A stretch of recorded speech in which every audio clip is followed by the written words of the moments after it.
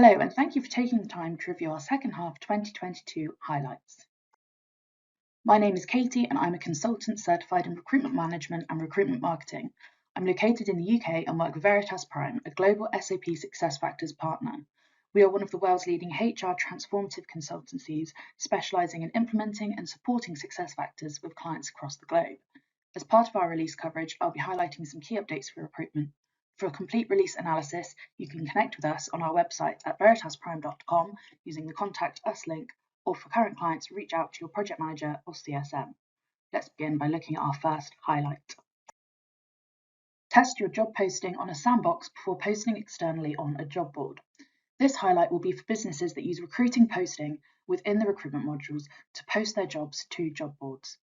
Currently, job boards cannot be posted to in a preview environment, only production.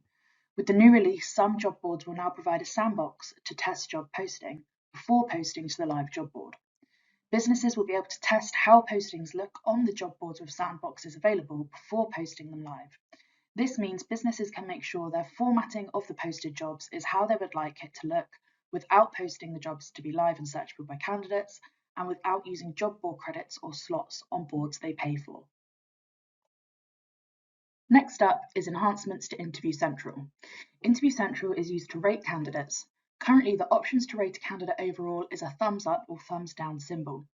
With the new release, these are being changed to recommended or not recommended, which is much more explicit than a thumbs up or down. Businesses will also be able to change these labels to wording that fits better with their recruiting process. This enhancement came from a customer community idea, which means SAP customers have been asking for improvements here, which this enhancement should deliver. Jumping into the system, we can see how this looks. So there are still competencies to rank a candidate against, and then the overall rating down here shows select recommended or not recommended. So there's still an image to show as well with a tick. And then once we go into the overview of candidates, we can see the overall rating here was recommended. The third highlight from this release for recruitment is another interview-related enhancement, which is the ability to schedule recruiting interviews that cross midnight in the recruiter's time zone.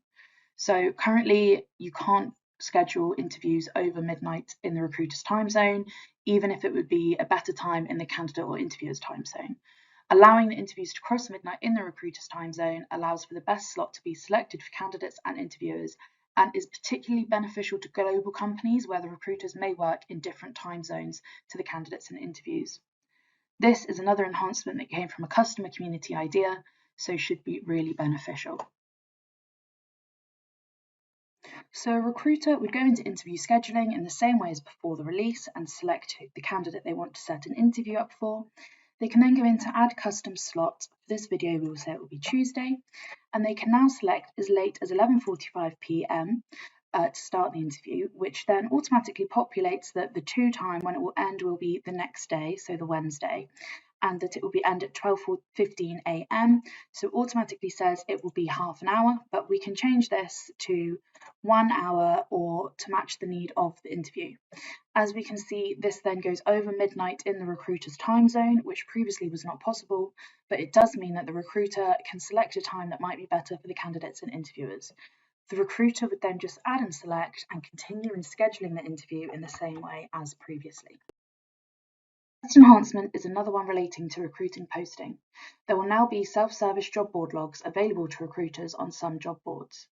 If there is an issue with posting jobs to a specific job board, recruiters will not have to request these logs through product support anymore. Instead, they'll be able to download these logs for recruiting posting and then contact the job board with what their issue might be, and they can use their logs as reference with their issue and get support in resolving it. This gives recruiters more control over their processes. The fifth highlight from this release for recruitment is new Qualtrics feedback opportunity for recruiting application status change. This means that businesses with a Qualtrics account and the required integrations will be able to get feedback from candidates when their application status changes. For example, if they go from interview 1 to final interview, or any other application status change that might be relevant in their process. This means businesses can improve and refine their processes based off of candidate experience feedback to provide the overall best candidate experience. The sixth and final highlight for recruitment this release is one that is currently only available for customers who have joined the Early Adopter Care Programme for recruiting with SAP. So there is enhanced search functionality for redesigned applicant workbench.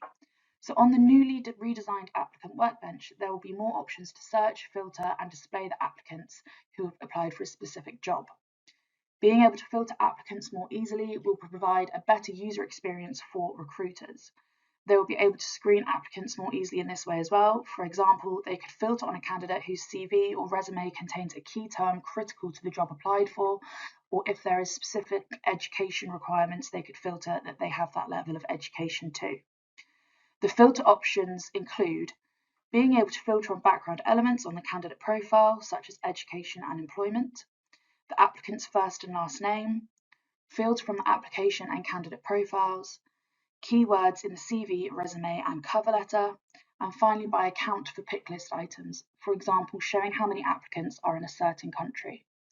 Again, this will be really useful for businesses where they have high applicants on requisitions so that they can more easily manage different applicants. Thank you for taking the time to watch this video of key recruitment highlights from the second half 2022 release. Please reach out for more information.